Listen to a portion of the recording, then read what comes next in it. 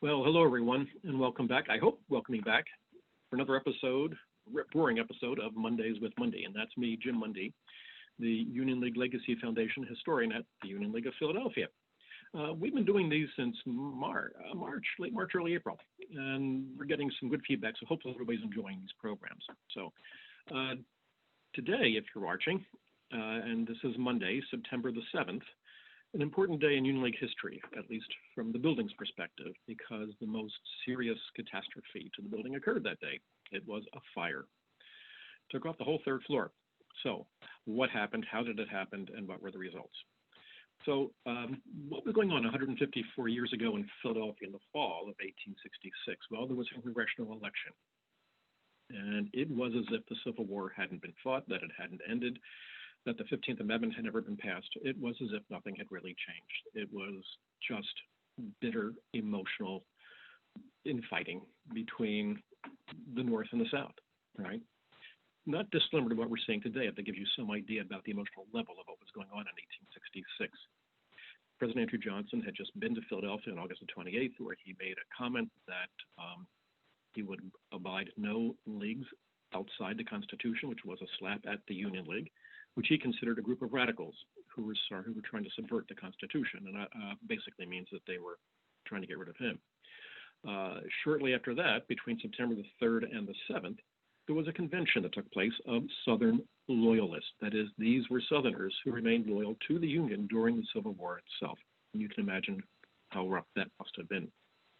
So, and it goes without saying that these loyalists were supported by the Union League at their convention when they were here in Philadelphia. And actually, the League House was open to them for meetings, receptions, and things like that. So on the nights of September the 5th and 6th, there were parades down Broad Street in front of the League House. First with the Boys in Blue. There were 800 Union veterans who marched in front of the League House to basically demonstrate their support for what the League had done during the Civil War. And then the night after, there were, thousands and thousands of convention delegates, Northern delegates, supporters of the Southern delegates, and Philadelphians who were there to acknowledge the role the League played during the Civil War and bringing it to a pro-Union and Northern solution and outcome. So September the 6th, the city's quieting down, but at 12:40 in the morning, on the morning of September the 7th, a fire broke out on the third floor laundry room closet. And it spread incredibly fast, even though the fire alarms were sounded and a number of hose and engine companies showed up. It didn't take more. It took about an hour and a half before the fire companies actually had the fire under control, as they would say. So a little after 2 o'clock in the morning. But in the meantime, the third floor was lost. And again, it was a wooden frame structure at this point in time, right? So what was on the third floor? There was the steward's apartment, and the steward was the 19th century version of the general manager. So he lived there with his family. Mr. Froman was his name. There were servant dormitories as well. The laundry was up there. We don't know how big it was or what it included, but it was up there. And there was also a records storage room where the League kept many of its Civil War records, documents, newspapers, Civil War trophies, some flags apparently, but also importantly, its copy of the Emancipation Proclamation that was given to the League at the 1864 Great Central Fair. And of course, it was the League that was responsible for printing those copies and having them sold at the fair. Also lost, we believe, were the League's blueprints for the Broad Street building, done by John Fraser and opened in May of 1865, because we don't have them to this day. So, also, what was also on the third floor, at least in the front of the building, there is a cupola, if you will, and out of that cupola rises a flag pole, and on that flagpole was an immensely oversized American flag, and attached to that flagpole were other types of flags and banners and things like that. So as the fire was raging, some Philadelphia fighters actually went to the cupola from the outside and rescued the flag, flung it to the ground where it was saved, and then rehung the day after, right? So, firefighters. There were 7 of them who were later acknowledged in the papers as having been the most bravest, if you will, and it was these gentlemen that the League rewarded with financial rewards. So, and I actually have their names. We know who they were. They were Michael Blunden from the Franklin Engine Company, S.P. Cunningham, Charles Dara, and George Nelson from the Franklin Hose Company, Thomas Roberts and James Powers from the Fairmount Engine Company, and James Winters from the Philadelphia Engine Company. And so all these men received cash rewards for their bravery in helping put out that fire. So this fire made national news because the Union League was still making national news. I mean, literally, papers from Maine to California had access to the newswire services, which existed back then. You know, think of the AP today, if you will, or Reuters and stuff like that. Well, they had their versions back in 1866.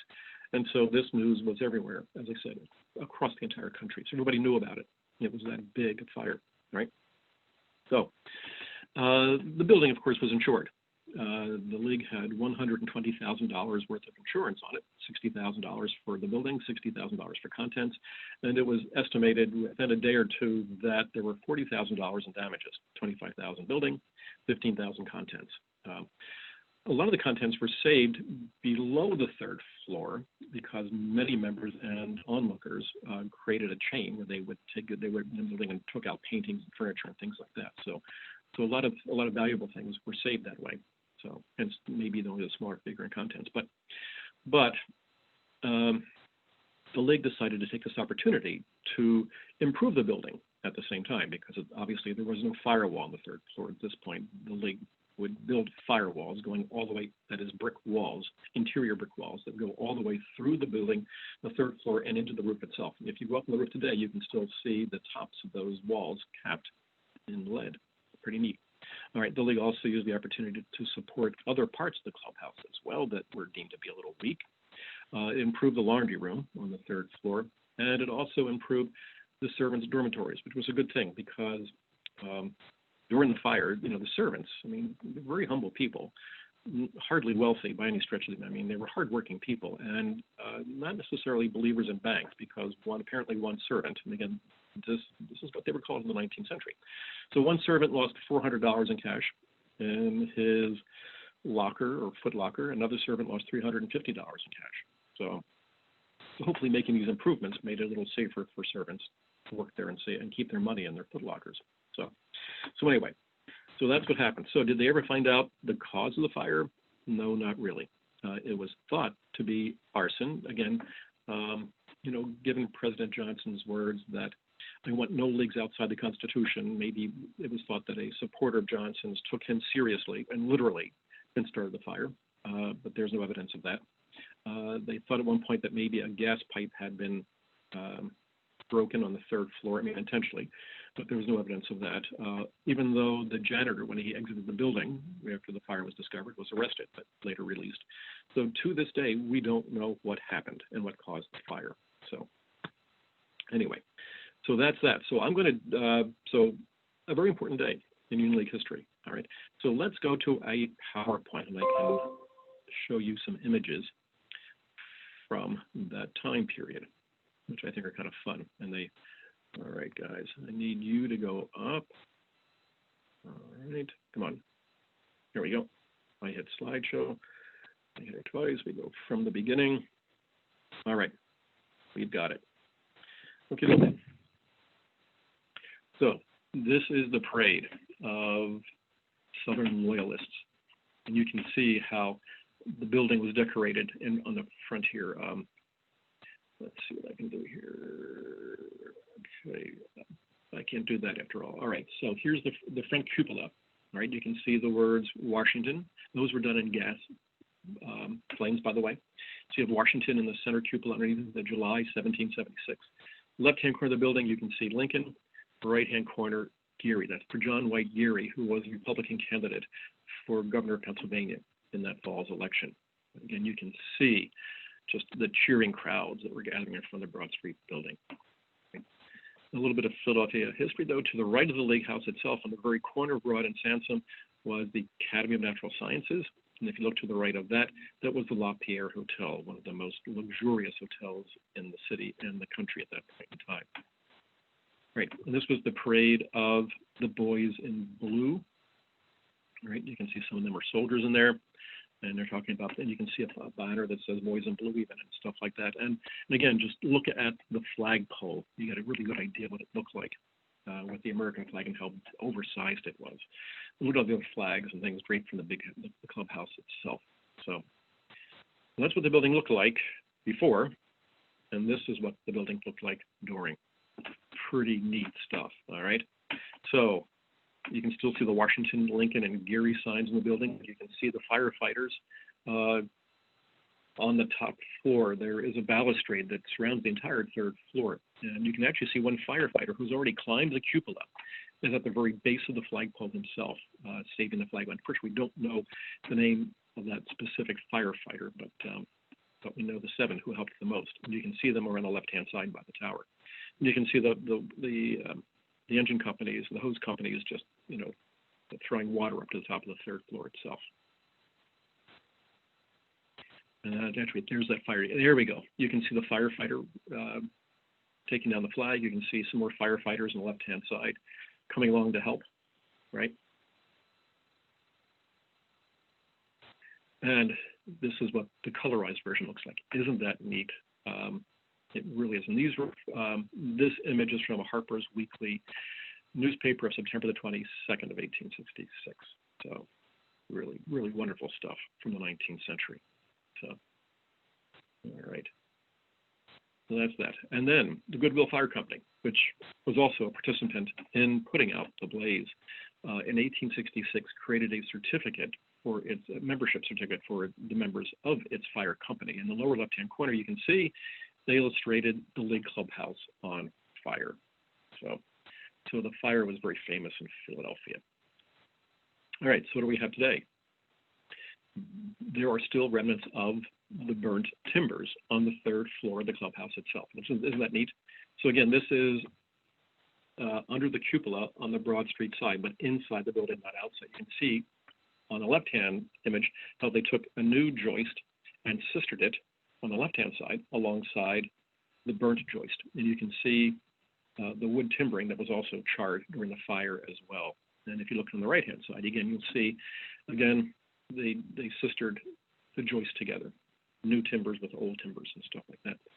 So, and what do we got here? All right, another just a closer look at what we had on the previous slide, but on the right-hand side, just take a look at that charred wood.